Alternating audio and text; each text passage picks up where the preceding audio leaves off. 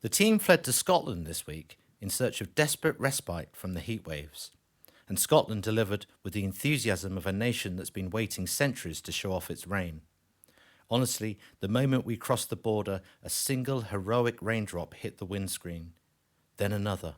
Soon it was a full-blown emotional reunion between us and precipitation. Beautiful. We toured the University of West Scotland along the River Ayr and headed to Kilmarnock to pay respects to Robbie Burns and the birthplace of the Johnny Walker Whisky Empire, which frankly feels like a pilgrimage site for anyone who's ever made a questionable decision on a night out. Of course, the cost of living crisis is alive and well here too. Pubs proudly advertise a meal and a drink for £15, as if they've reinvented generosity. Restaurants offer deals like buy one, get absolutely nothing free, and starter, main and dessert for just 98 quid, which is less a bargain and more a cry for help. But the real shocker? Leaving Aldi, I witnessed a seagull commit a full-scale heist, swooping down and stealing a frozen pizza straight out of my bag. Its gang then tore it apart on a nearby roof like a feathery reenactment of Goodfellas. Terrifying. Iconic. Despite the avian crime syndicates, it was a gorgeous trip. Stunning scenery, warm people, and one very memorable conversation with a notable author, which you'll hear in this week's episode.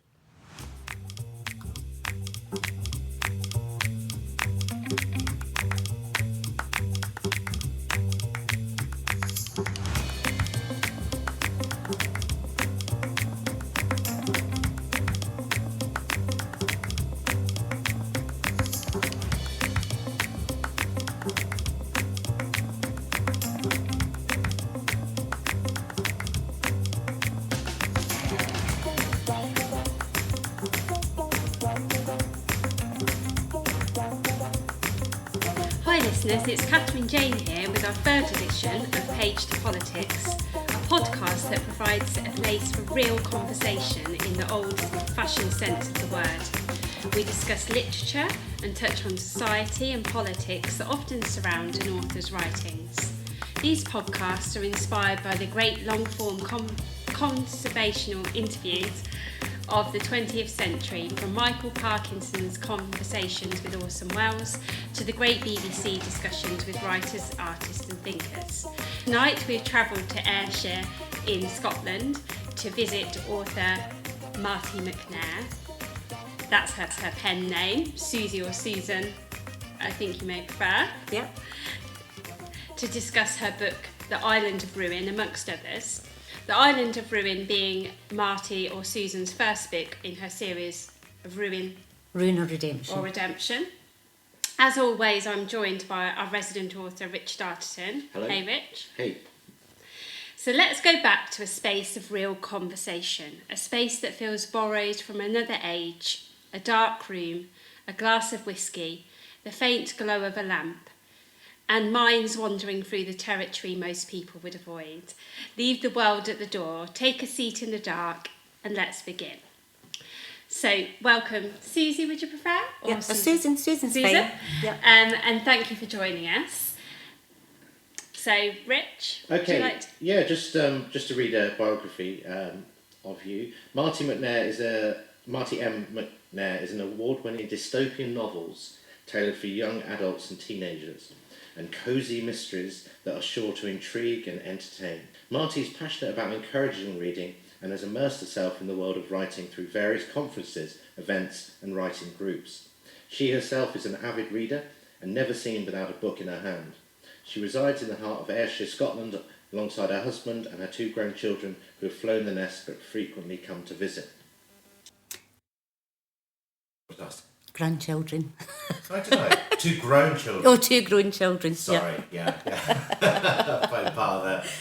Now, as I look over my laptop screen, I can see lots of trophies and awards. Are they yours? Yes, those were from Ayr Writers Club. We run several competitions through our seasonal year. Yeah.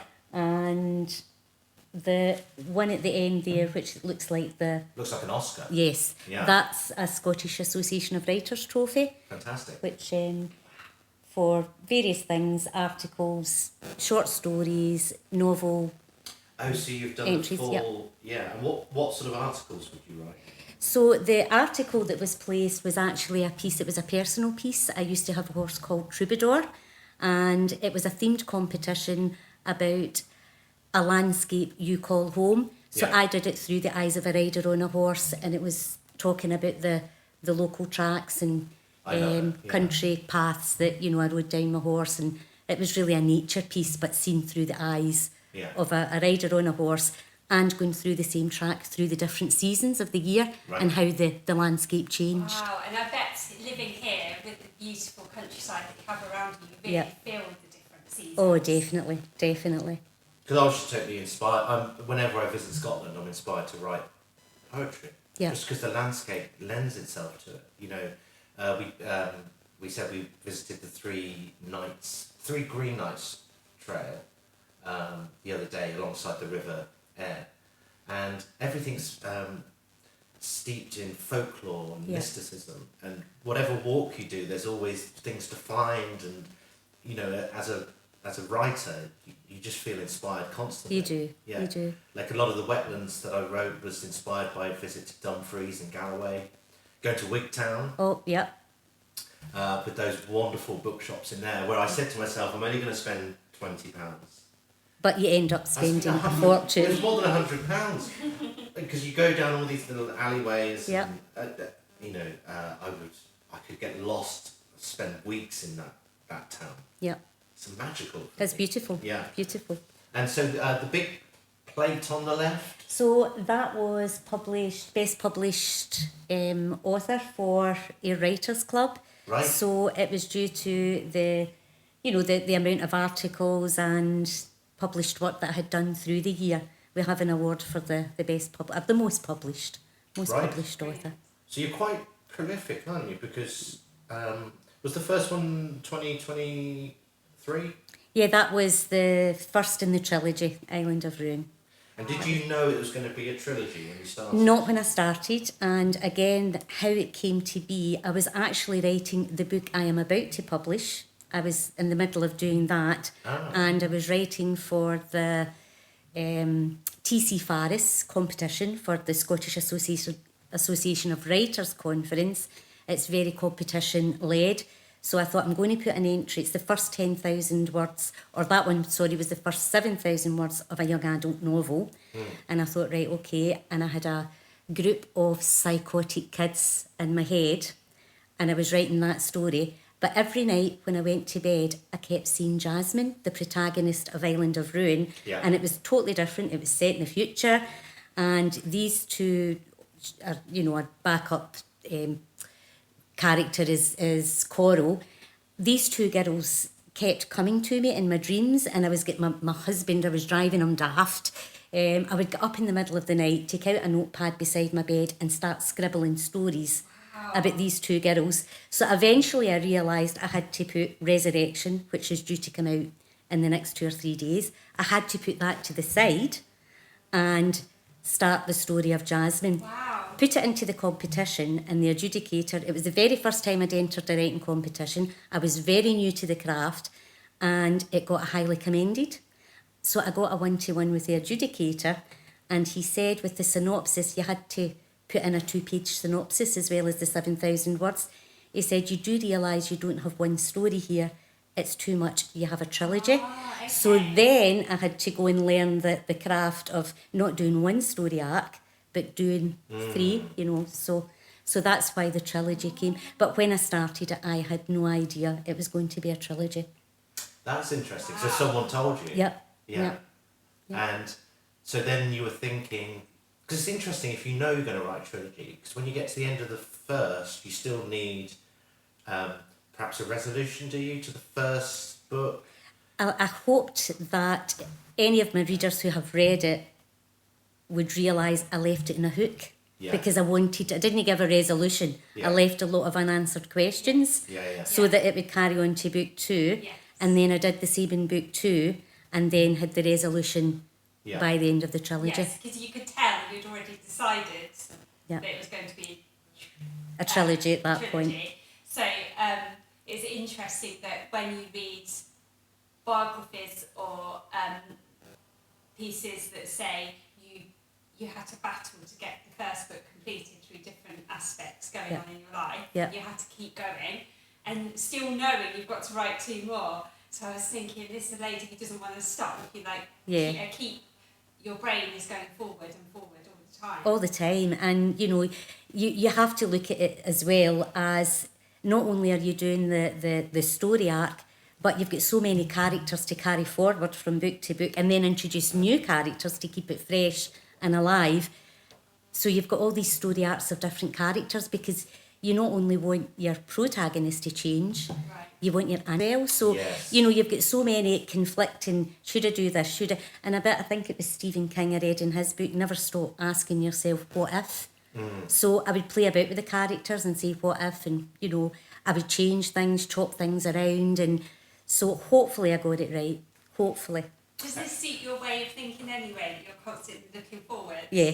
So you can tell this by your achievements, and you can tell this by as you're talking about the future in so many different ways. You're constantly looking forward. Constantly thinking forward. Yes, that's what I felt as I read your story. That Oh. It was someone who was constantly looking forward, looking how we can improve things. Yes. Looking about how we can connect. And I like the energy and ambition of it. Yeah. you know. Yeah. What led you to write the first page? I think I had been on... There's a small village in Scotland called Portpatrick, and it was a windy, blistery day, and I was at a writing retreat, and I walked down the beach, and it was big black slab stones. Anybody that's been to Portpatrick Beach will know the part that I'm talking about, and it was a really windy, blistery grey day, and I just saw that beach and the waves crashing against, and I think that's why I made that my opening scene, was I was so inspired by, although it was dull grey and quite dangerous looking, there was something fantastical about it. There was, an energy. That's so interesting, because I had a similar experience recently and wrote a poem about it. I was driving back from football training with my daughter in a village called Patershaw, and the farmers were having one of those organised fires, not like the wildfires that we've had recently, but like when they burn crop. And all the smoke was rising above the field, and there were some horses at the top of the field, and the smoke sort of enveloped the horses, and they disappeared into the smoke. Oh, wow.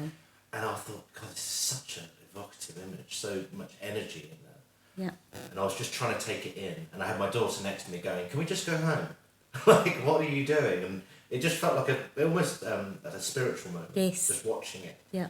And it stayed with me, and I kept telling people about it, and then eventually I had to put something on the page. So it was like an energy. There was an outside energy. There was an outside energy. And as I say, I was still trying to write this group of psychotic kids.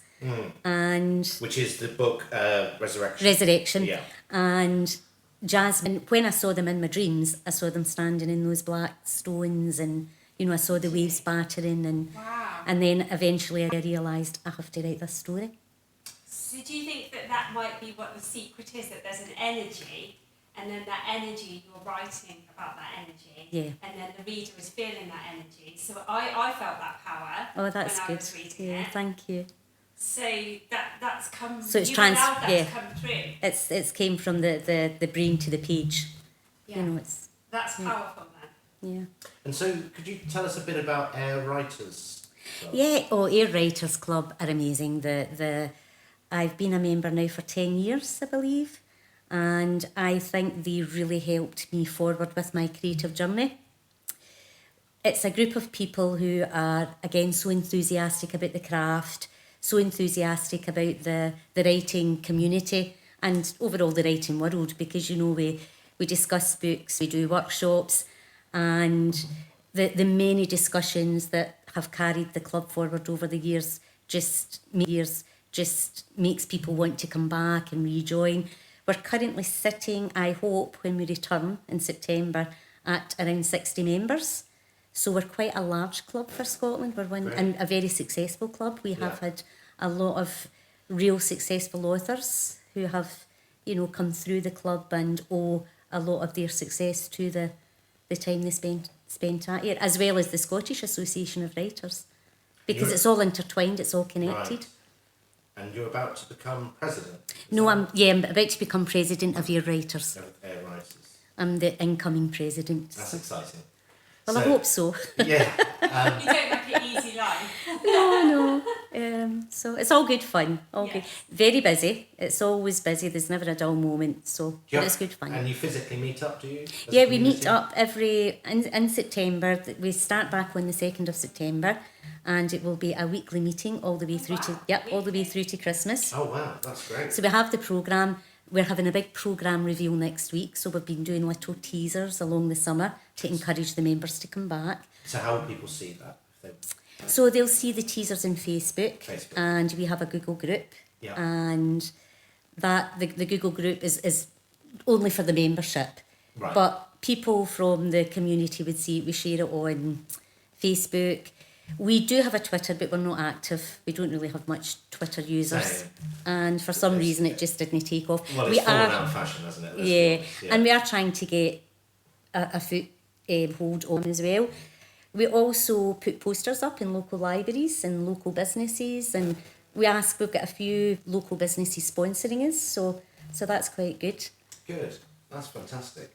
And are people welcome to join if they're outside the county? Yes, they are. They get 2 free visits, and after that, we say, do you want to join? So they get two visits. Sorry, I'm saying free visits. They get 2 visits. I think it's £4 a visitor's fee. But if they do join, they get that back. It's deducted from the joining fee. Oh, I So, see. Yeah. And was the group to do with the collection of Right Cosy Christmas No, that's Pride? different again. That's my publisher, Scott and Lawson. I'm traditionally published through the Cosy Crime. It's a lady called Wendy H. Jones, who is also my editor, very good editor. And again, I owe a lot to Wendy for her faith in me and, you know, for encouraging me on my writing journey as well. So Wendy also owns the publishing company Scott and Lawson, and that's who the Cosy Crimes are published through. It's very popular, isn't it? Yeah, she has, and she has writers from all over the world on her books. So it says, what's it about? 13 festive mysteries unfold across diverse settings, from a Scottish castle to Lagos Street, as detectives solve crimes while celebrating Christmas. Yeah. Well, who doesn't want to read that? That Yeah. sounds great. And yeah, that comes up as the most popular at the moment. We also have a Cosy Culinary Crime, where we presented stories, and at the end of story, I think there's 13 authors in this book, The Culinary Crime, and at the end of each story, the author had to provide a recipe. So you're getting a wee recipe book as well as a Cosy Crime. Wow. I love that. Yeah. That's so good. And I can see you are acutely aware of publishing trends, or perhaps your editor is. Yeah. Because my advice to any aspiring writer would be to have a good editor. Oh, absolutely. Absolutely. It absolutely revolutionised my Yeah. writing. But also, the editor said, have you thought about doing a sequel or a trilogy? Because people like that. That's a sort of a Kindle trend, if you like. People like to get to know a character or a set of characters, and for that to transpire over a series of books. So yeah, she's very good at giving advice, Wendy. And one of the things she did say about Resurrection, that's just about to be published, was that you have left this open, you could do more. So, but it was never my intention to do more. Yeah. But she's obviously planted the seed, and she was very impressed with the manuscript, and she said you could do more. So this. So just to give a synopsis of Resurrection, which is out very soon, is that right? Yeah, August hopefully, 2nd. hopefully in the I had to that there was I had to re-upload the manuscript. Yeah. So it'll probably be the next couple of days. There was a wee blip with the way that I had formatted something in the manuscript that I had to go back and change. Exciting. Yeah. So Resurrection by Marti M. McNair. Everyone believed Billy Sharkey was dead. Now he's back. As a village of Braymarsh reels from Billy's return, Kim and her childhood friends are forced to confront the secret they buried long ago. Anonymous messages begin to appear. Old loyalties start to fracture, and Billy remembers far more than he should. But something about him is wrong, because some secrets refuse to stay buried, and some people should never come home. Well, that's hooked me. I like that. How important are characters' names to you? Because we noticed, didn't we, that we think that the names are important. So my protagonist in Resurrection is actually not a friend's daughter because it's a fictional character. Yeah. But growing up, Kim was always a bit of a live wire. And our friend Isabel and George would say, "Oh, see that girl? You know, she's driving me daft."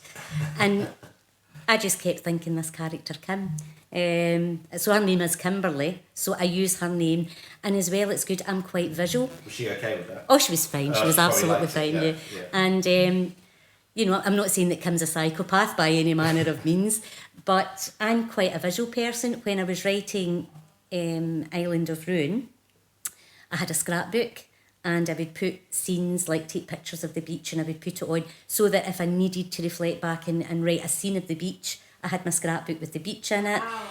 I've done the same with Resurrection, you know, like areas where they are in the library. I had a picture of a library that was in a cruise ship, so I would refer back to the bookcase, and it gave me a visual. So when I was thinking of Kim, I didn't have to have a visual because I already knew her and I had her in my head. Oh, wow. So that was one of the reasons that I chose it as well. As you're reading it, you can, now you've explained that, now I can see that, because it is so, you feel like you can see it, you feel like you Yeah, I can see it. So if I need to write a scene about Kim, I already have her in my head.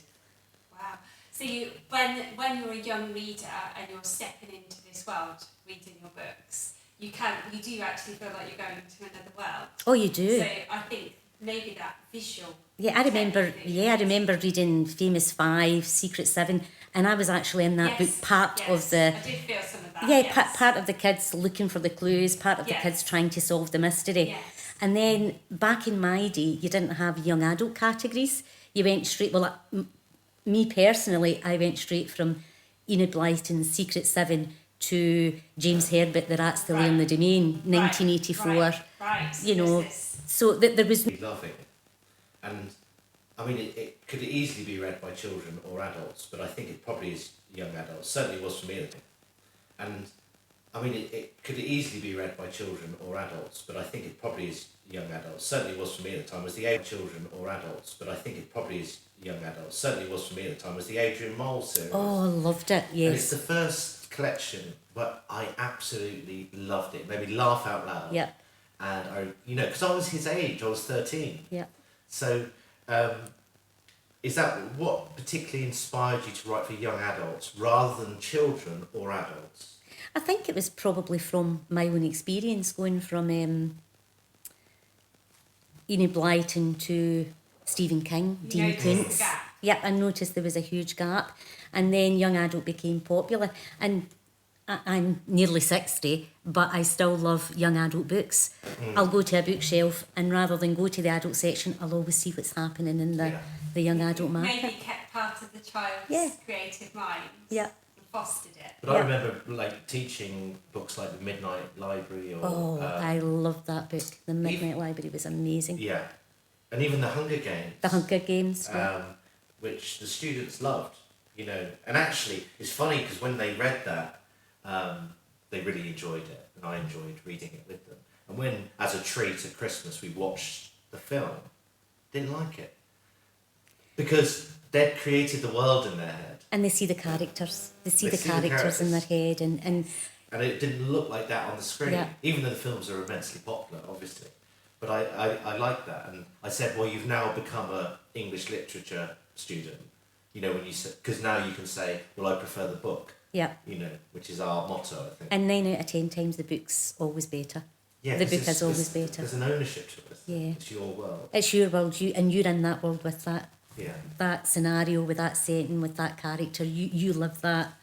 And I you remember live that scene. In the 90s really loving Radiohead when they first came out. And they weren't very popular. Or, they were on a journey. And then they had the big hit with Creep. And they suddenly became ubiquitous. They were everywhere. And I didn't like them as much anymore because they weren't mine, And I think there's something about that with literature creations. Who would you say your biggest influence was growing up, literature-wise? My mum. Oh, really? My mum, she loved history. She was fanatical about reading history books, especially the Tudor period. So I had a twin sister who sadly passed away in 2020 of breast cancer. But growing up, Izzy and I were late children. My mum was 44 when she had us. So I've got older siblings. Yeah.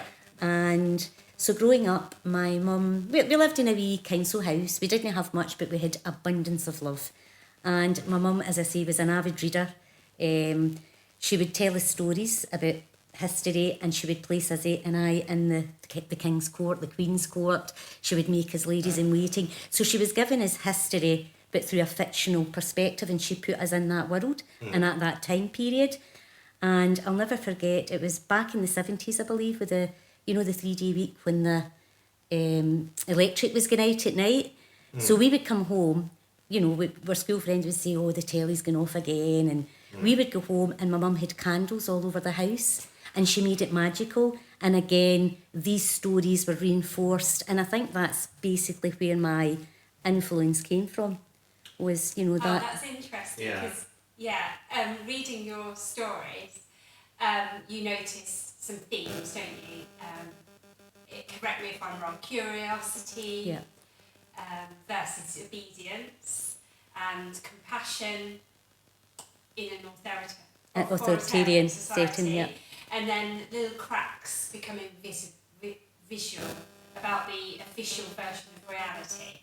And so I was interested as I was reading it, is this a person, the author, is this a person who has lacked love and knows what it's like to be brought up in a sterile, obedient, authoritarian society? But actually it's the opposite. You had that love and connection to your mother. You had attachment to your mother. And yet you're writing about the opposite. The opposite of feelings. what I had growing up. How did Because we were wondering if you'd gone to boarding school. Very interesting. Ah, right, okay. No, I grew up, as I say, we were a very working class, humble family. My dad was a Salvationist. He was in the Salvation Army. Right. So, and again, I grew up with a knowledge of the Bible. And believe it or not, a lot of themes that I do in short stories comes from the book of Revelations.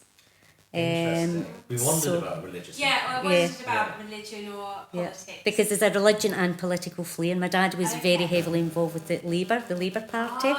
So I had a political Christian upbringing. So I don't know maybe whether that's influenced my outlook in my writing as well. We thought so. Did you? Yeah, oh yeah. So you saw that through it? You had a message about religion I think or politics. it's more about humanity, and again, probably like a lot of dystopian stories, it's a warning of if you don't keep your governments in check, this is what could happen. Yeah. We're seeing it right now. Keir Starmer with, maybe I shouldn't go political, but AI. No, please do. This is politics. So these digital IDs and superveillance states, 15-minute cities. These are all things that are a dystopian future that's coming to us quite quickly. Well, in my local town, they have a big bus, and the police are saying this is as a positive thing, and it's facial recognition cameras.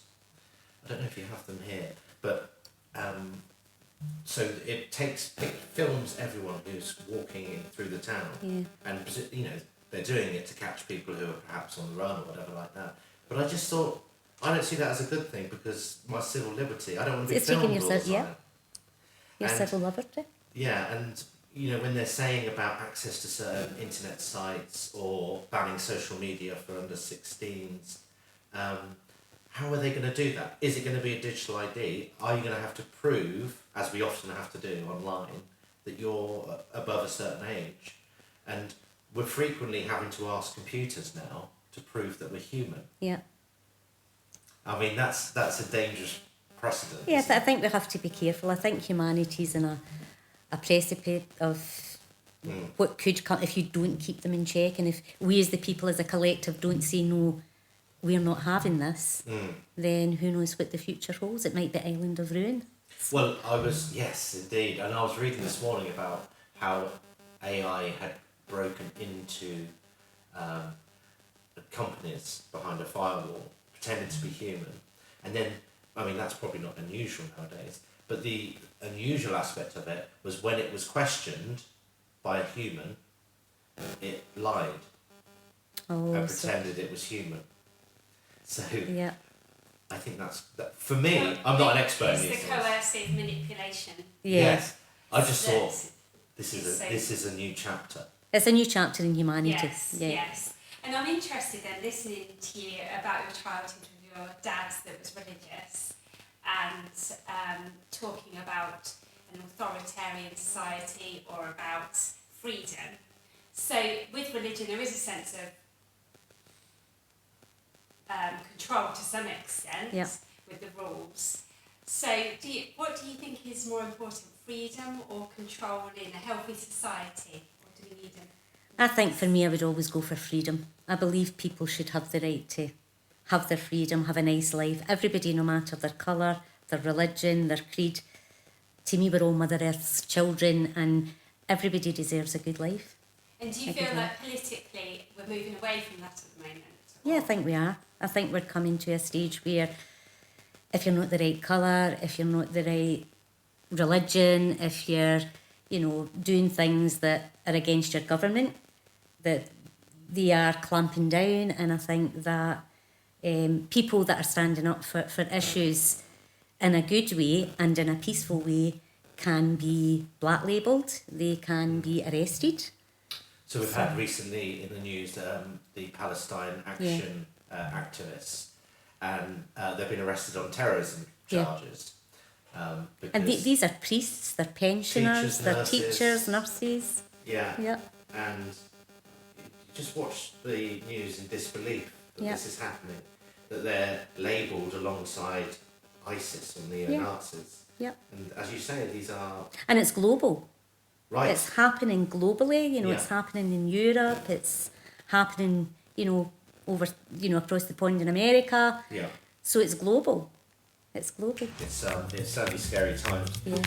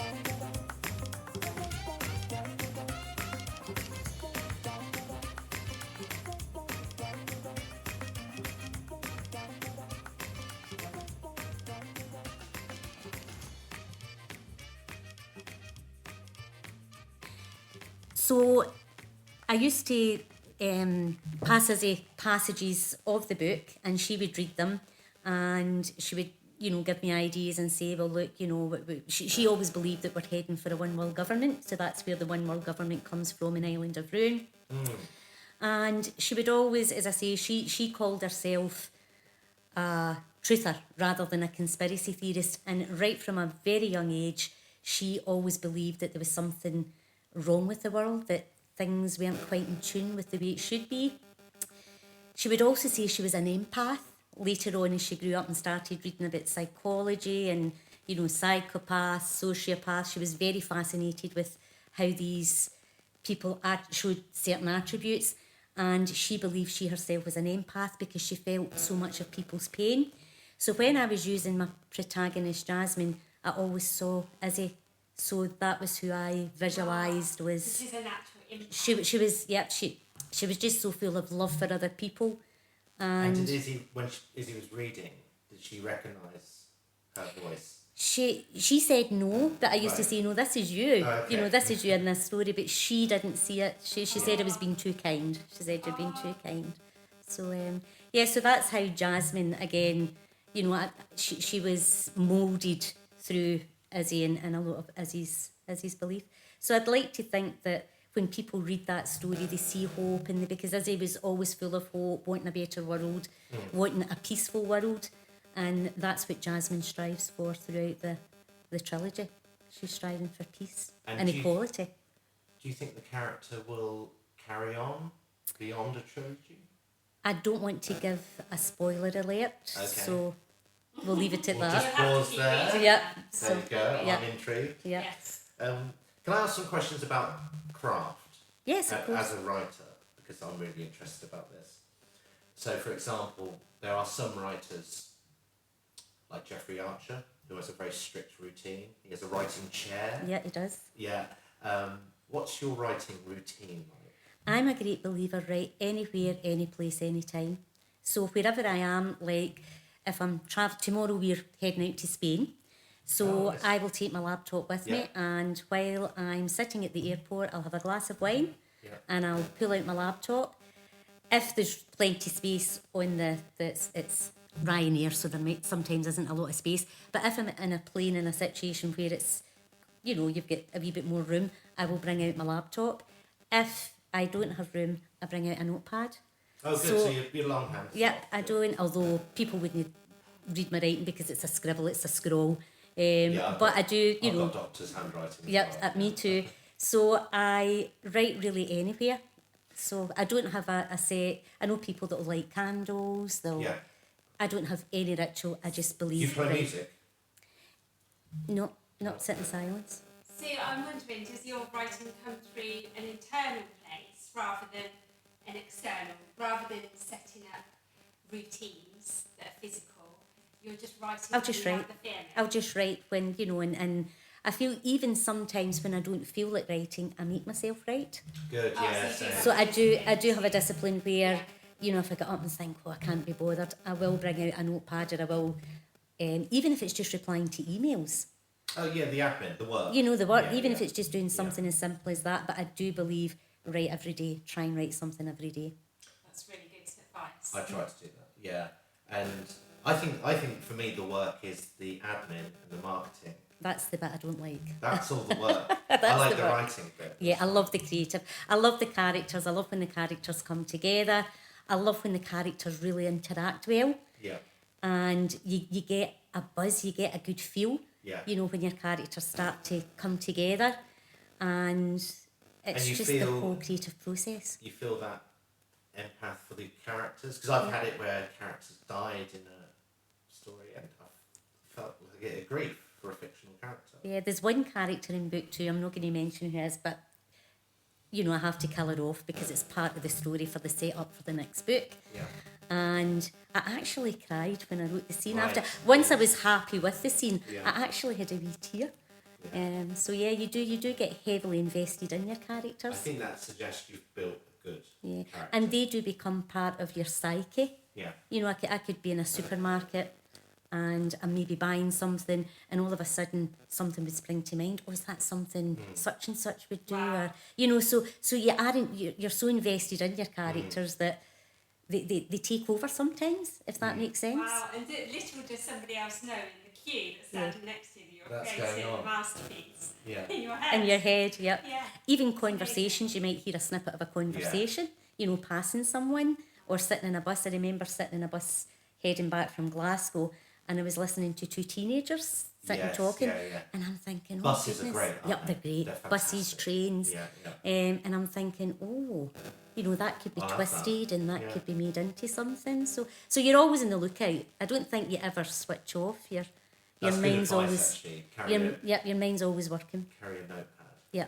Or probably a phone notepad. Yeah, your phone Whatever. as well. Putting notes in your phone. I think that's good advice for an aspiring writer. I have to ask, can you notice in your editing whether you've written something on a stormy Sunday night in Ayrshire or on a balcony in Spain? Does it affect the writing? The environment.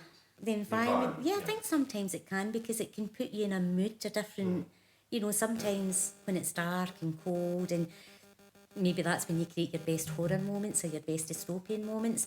But I think there's a feel-good feeling about being in a nice place. Yeah. And, Which you makes know, you feel better, yeah, doesn't it? yeah. Written a dig. I went a few years back to Antigua with Wendy, that was talking about Wendy H. Jones, my editor. She was doing research for a book and went out to Antigua, and she invited me along to help with the research. And it was beautiful just sitting, you know, in Antigua with a wee cocktail writing, you know. So yeah, I think it is nice to be in a nice scenery, you know, with a nice outlook, a nice view. Yeah. But I wouldn't let that stop your writing process. I think you still have to come back to reality. You've got to do the work. Yeah, you've got Yeah. to be realistic as well. Yeah. I'd like to write in a cafe in Amsterdam or Oh, Paris, that- or, you know, live that life. Yeah, F. Scott Fitzgerald. yeah, But no, I'm normally at my desk in Northampton. yeah. That's Yeah. cool. Can I just ask?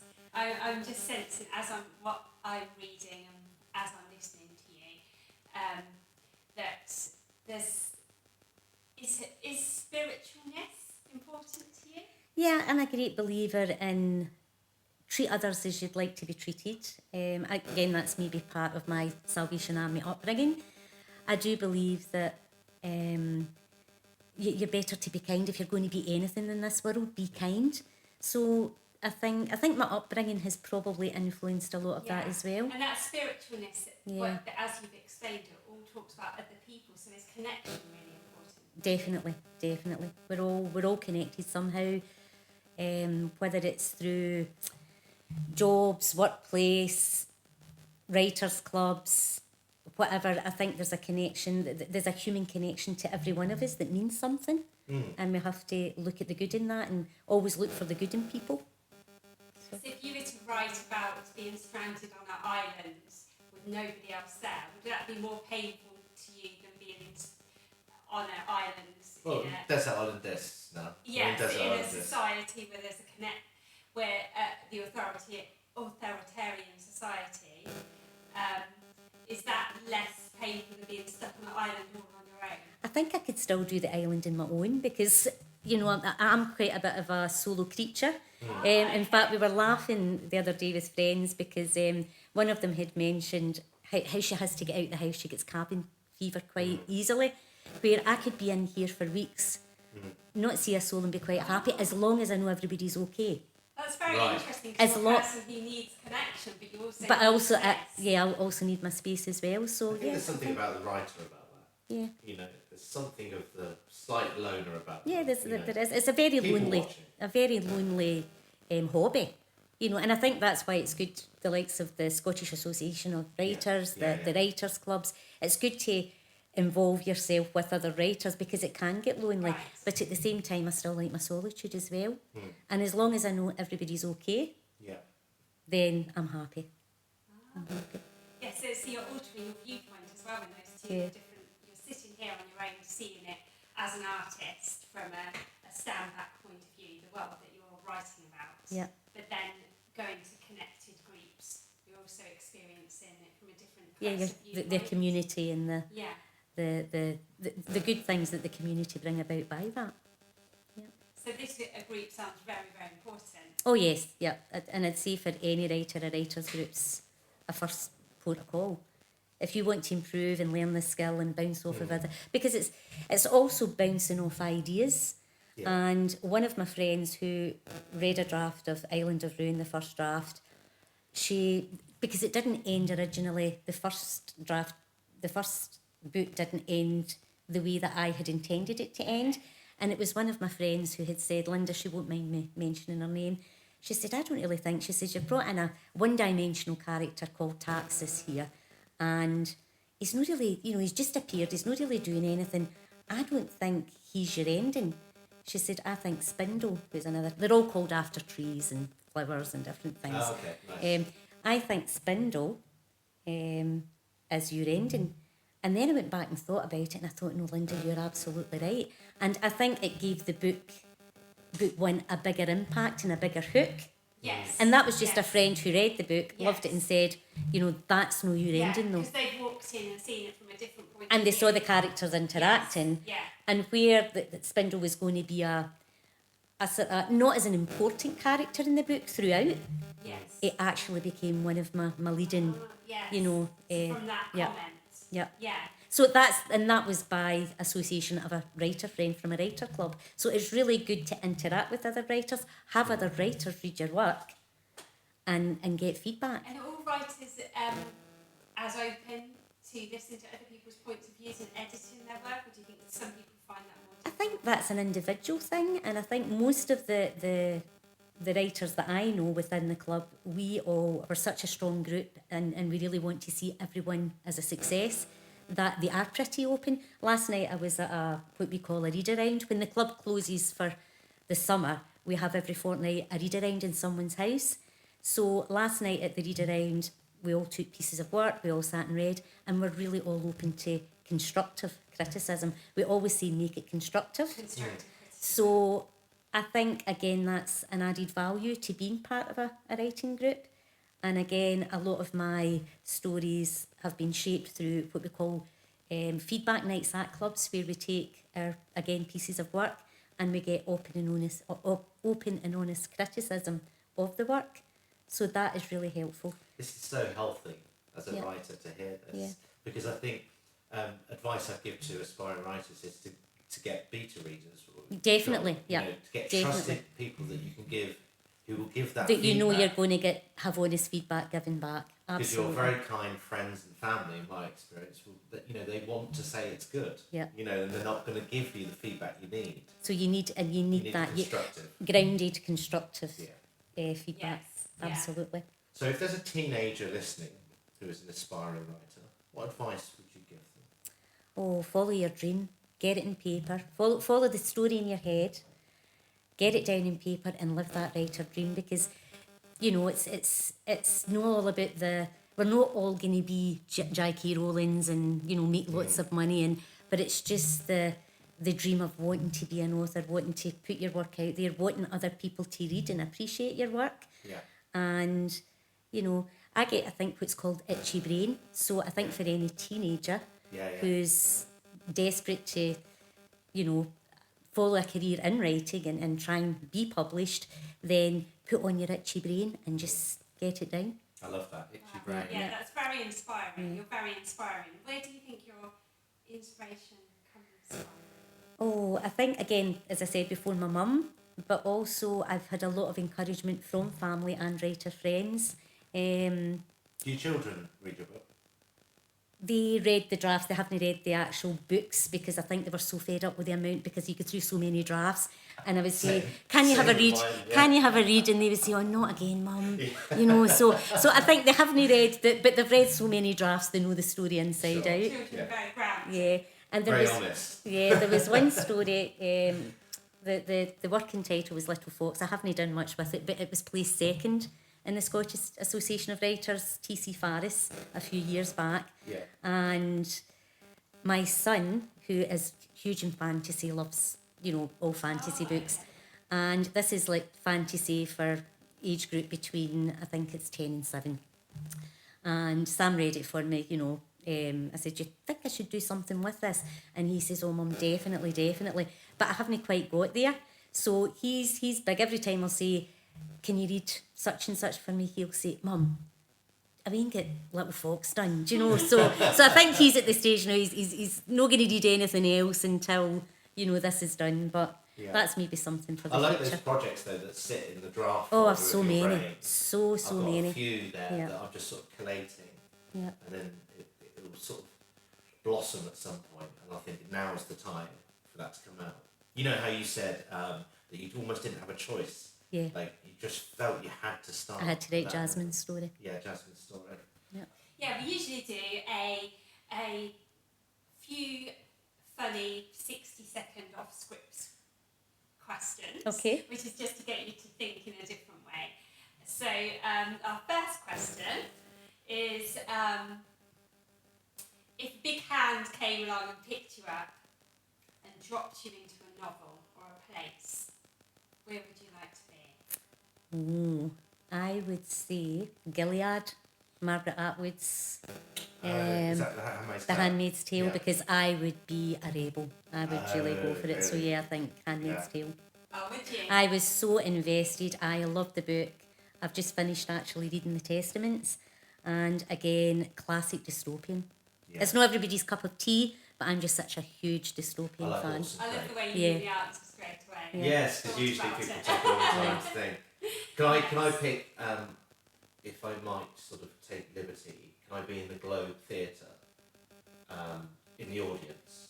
Oh, would you? Yeah, because we went to see As You Like It by an amateur dramatics group, the Masks Theatre in Northampton.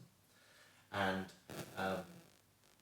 we took along my godson, and we had all snacks because it's very expensive to buy in the theatre. So we took snacks in, and the amount of looks we got trying to open these crinkly, sort of snapping packets of sweets and popcorn, we had lots of sort of turns. And I just thought, if only they knew what the theatre was like in Elizabethan times, the audience would be cheering and jeering and spitting and throwing fruit. You know, it'd be like a football match. Yeah. You know, it'd be like watching Rangers and Celtic. You know, Yep. rather than this hushed, quiet, disapproving looks. So I want to be in the Globe, and I want to throw vegetables and jeer. Yeah. There's also, funny you should say that, if it was historical, if you said go back in history, I loved Philippa Gregory's Three Sisters, Three Queens. Yes. And I would love, if you said the hand was going to pick you up and put you back in history, I would go to the Tudor courts. Oh, that's And interesting. I would love to see how, Margaret, Henry VIII's sister, when she came to Scotland, to Right. marry James, yes. Yeah. how did that all go? I would love to have been a, Fly on the wall there. yeah. So yeah. that would be my historical choice. Oh, that's a good. Yeah, yeah, We that like would be my We were historical thinking about choice. that too. Yeah. Thinking about that too. So another question for you: if you were given the job of colonising a new planet, what three famous authors or people would you take with you? So the first would be George Orwell, Eric Arthur Blair. Wow. Yeah. So he would be able to give us a warning of where not to go Wow. wrong. So So you're that very would be, affected by him. yeah, oh, massive. Who would my second and third be? There's so many good authors out there. And the fact that Orwell wrote 1984 in the 40s, Yeah, it's just extraordinary. Wow. Yeah, And do yeah. you think the political landscape at the time that he wrote that, there's something going on now? I think he was given as a warning. I don't know. I mean, I go down the rabbit hole looking for storylines and different things. And if you look at the Fabian Society, Yeah. he was a Fabian, and so was, now I can never get this, Adlux. Aldous Huxley. Yeah. Can never pronounce his first name. If people don't know, the Fabian Society is like a progressive, Yeah. left-wing socialist. Yeah, they were in Yeah. this Fabian Society, and they say truthers, conspiracy theorists say that there was a plan. There's a 100-year plan. This is so. Some people say that perhaps he knew, perhaps it was a warning. So yeah, And this is something that's still going on. I think Keir Starmer's in the Fabian yeah. Society. Lots of Half the yeah, Labour Party, yeah, yeah. yeah. So George Orwell, yeah, good choice. George Orwell. Who else would I take with me? He You could just write. want to be with George. Well, he could for a new planet. He'd be very good at writing a constitution, wouldn't he? Yeah. Because he had such an economy of words. Every word was important. He could write the Bill of Rights for the new planet. Yeah, he could, definitely. He definitely could. I'm a huge Stephen King fan. I Yeah. would have to take him with me. He's the master of horror, and He I wrote love a his book work. called, is it On Writing? Yes, Which yes. is kind of like a Bible for Yeah, creative writers. brilliant isn't it? book. Yes, Again, for great. any aspiring writers, it's Yeah. one to read. In fact, my friend Kirsty, she gave me a loan of hers, and I had it for about 4 years and never Oh, gave this it is a back. planet. So she said to me eventually one day, she was over and she said, "Can I have my Stephen King book back?" So that was, Yeah. it was really good and a really helpful read. So that's definitely That's a good one to. recommendation, yeah. Who else? I read quite dark. I read a lot of dark. Probably Dean Koontz as well. I read a lot of horror. I like the idea of the Yeah. three of them around the campfire yeah. of the new planet. Yeah. And suddenly they look at each other and go, well, hang on, how are we Yeah. going to populate this planet? Here's the mist. The mist is coming in. So yeah, I do tend to read quite dark, and I don't know whether the reason that I read dark is because it inspires me to then, in my creativity, make something good from the dark. Because it's interesting, because you're a very positive, sort of Yeah. optimistic personality. It's brilliant. We need more and more people Yes. to inspire hope. Yeah, do. I think we do. It's a difficult thing to see. And then the last question is, if an alien came down, what do you think they think and say to the planet and the world today? I think they would just turn round, get in their spaceship and go away and think, to hell with that, you know. I think they would be shocked. I think they would be shocked, saddened. But don't get me wrong, there is a lot of good in the world as well, and we have to keep looking for that. There is people striving for good, organisations that... Probably where they land. Yeah. If they landed in USA, they would think, oh my God, what's happening going here? on? And why are you destroying your own planet? Yeah, You know? And the wars, the bombs, the different things that's happening. Why? I Yeah. think they would just jump in their spaceship and go back and say, get yourself sorted. But if they landed in West Scotland, they'd probably feel a bit more positive. They'd probably say, wouldn't they? Well, they would probably... it's absolutely beautiful. Yeah, they would probably go to a few restaurants, pubs, Yeah. enjoy the local cuisine, a wee whiskey, and be quite happy. Yeah. Yes. And I guess it's what energy they feel. Do they feel this sense of hope that is coming from people like you? Yeah. Do they feel this sense of hope that maybe something could be done? We feel some hope.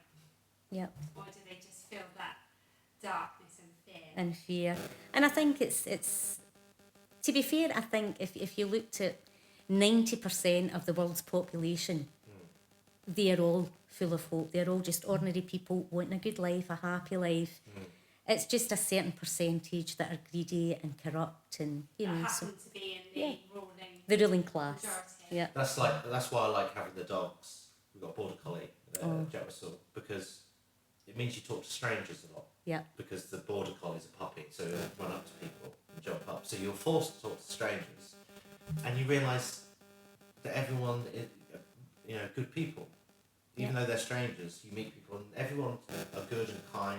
Yeah. 99% Of people, are 100%, kind, yeah. Are happy to talk and are living very similar sort of mindset to you. Because sometimes you can look on the internet, social media, and think, the Earth's going to hell. Yeah. Does social media have an influence on your writing? Do you think? Oh, to be fair, and again, Wendy H. Jones, if she's listening, she's always saying, get yourself sorted for your marketing. She's very good at marketing. Book it round. Yeah, Yes. get yourself. Talk this all the time. And do you know, I'm not a great social media fan. Get yourself in social media, get yourself in Instagram, TikTok. If I could afford it, I'd have a young person. Yeah. And if my Do it for son you. is listening, I'm looking at you. A young person to do all that for Yeah. me, because I've got no idea about TikTok. Yeah, I'm really struggling with it. So But they can make videos in 30 Yeah, in seconds, which seconds. look amazing. Yeah.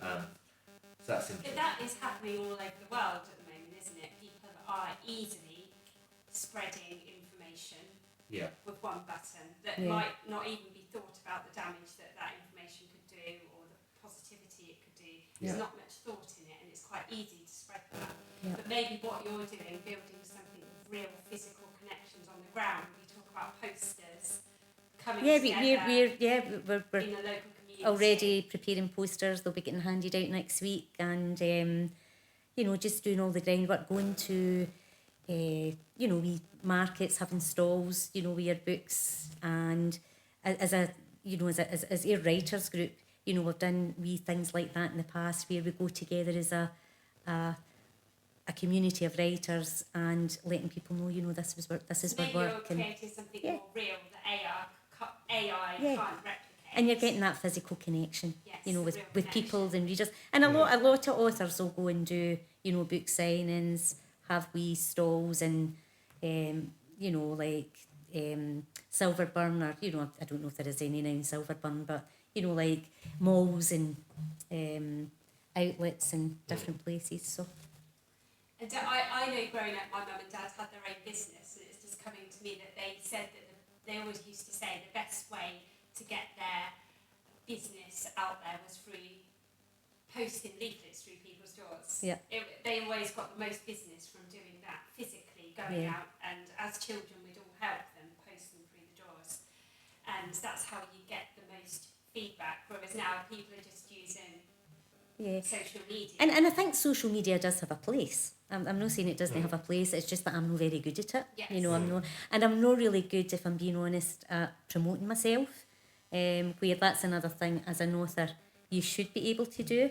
So that's one of the... Well, as you said, that's the work. That's the work. Yeah, that's the work. the graft, isn't Yeah. it? So that's one of my fallbacks. That's probably the ups and downs of not having a big ego. You obviously don't have a big ego because you're listening to other people's point of views and taking them on board all the time and growing and listening to your dreams and writing. But then, because you don't have that ego, you're not promoting yourself as well. So I guess maybe just other people help with that. Yeah, a few of my friends will, promote my books, my family will promote my books. It's something that I really need to start looking at now to seriously get my work out there. And hopefully this is a first step as well. So well, thank you for You're listening to your dreams, and that is a message that you're meant to write, then you have to get it out there. You've got to get it out. It's your duty. Yeah, to So get it's it a out. call to arms for any young social media experts to come help. So, Marti M, McNair, your novel Resurrection should be out in the next couple of days, we reckon. Yep. Available on Amazon. Is it available on other places? Yeah, Kobo, Kindle, just all the usual outlets. Places. It looks like it's going to be an absolutely fabulous read. I know we're looking forward to reading it. Say it correctly. I'm interested about the use of the pseudonym because it's something I considered myself. What made you choose the pseudonym and particularly the name? So basically, the name came from my mum because, as I said before, she was a huge impact on my love of writing and becoming actually a published author. So I was originally going to call myself Martha McNair. Right. But crime like Martha, my dear, as a Beatles fan. McNair was my mum's maiden name. Right. So I thought, I'll write under my mum's name, Martha McNair. Yeah. And a crime writer friend said, no, don't do that because you're writing for young adult. Martha might be a bit old-fashioned. And for the type of books you're writing, probably a unisexual name. What about Marti? So I took Marti rather than Martha. And then when my twin sister passed in 2020, her middle name was Morrison. So the M stands for Morrison. So it's really Marti M McNair, and it's a tribute to my mother and my twin sister. Oh wow! So that is a connection that's coming through. So I'm wondering that you must have had a spiritual connection with your sister and your mum that's still going. That's still there. Yeah. That's still there. So when you say they haven't read your books, they kind of are already part of it. They're in them. Yeah. They're part of it, and they're part of me. So yeah, that's beautiful.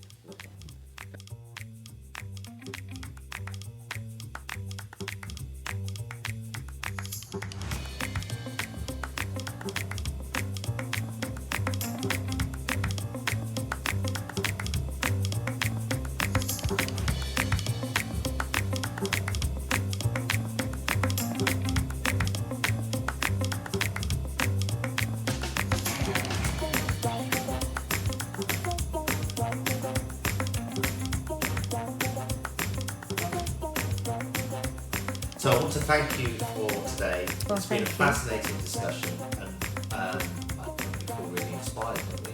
Thank you so much. Yeah, it's been. And thank you for the opportunity. I really appreciate it. No, thank you for giving us the opportunity. And I will go away with the sense that there's something driving you. Yeah. That's invisible, and I feel like that will keep going. Oh, and hopefully. Your passion has come through today, and other people hear that, and you'll inspire them too. And I feel like that connection is coming through. So this podcast has been really important, I think. Yeah. Thank you very much. Thank you. Thank you.